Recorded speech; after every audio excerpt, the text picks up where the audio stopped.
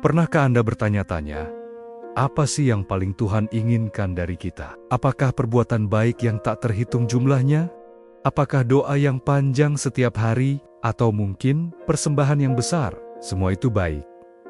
Tapi ada satu hal yang menjadi kunci utama.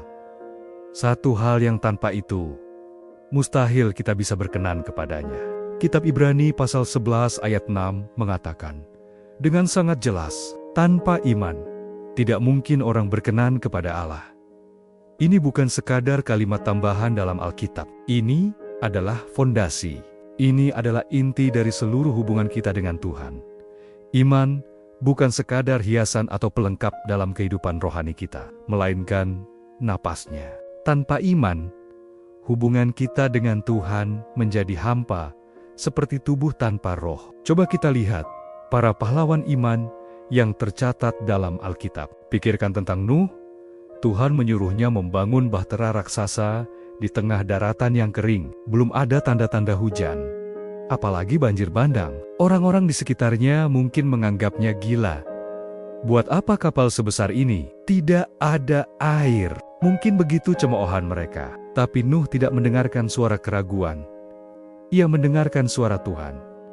Imannya mendorong dia untuk taat, untuk terus memukul paku demi paku, memasang papan demi papan, bahkan ketika logikanya berteriak, ini tidak masuk akal. Iman Nuh bukan didasarkan pada apa yang ia lihat, tapi pada janji dari pribadi yang ia percayai.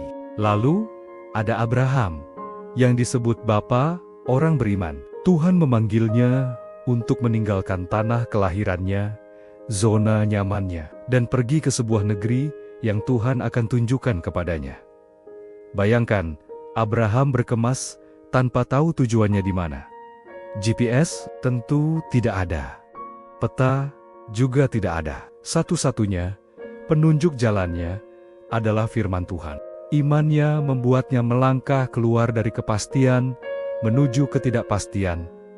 Percaya sepenuhnya bahwa Tuhan yang memanggilnya adalah Tuhan yang akan menuntunnya. Langkah pertamanya adalah langkah iman, dan setiap langkah setelahnya adalah buah dari kepercayaan yang sama. Kemudian, mari kita lihat Musa. Ia dibesarkan di istana Firaun, menikmati segala kemewahan dan kenyamanan sebagai seorang pangeran Mesir.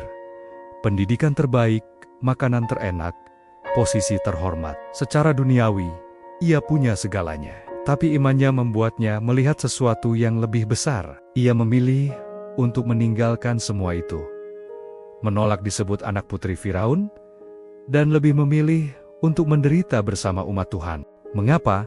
Karena ia memandang kepada upah yang akan datang. Imannya memberinya perspektif surgawi, membuatnya rela menukar kenikmatan sesaat dengan kemuliaan kekal. Nuh, Abraham, Musa mereka bukanlah manusia super yang tanpa celah. Mereka punya kelemahan.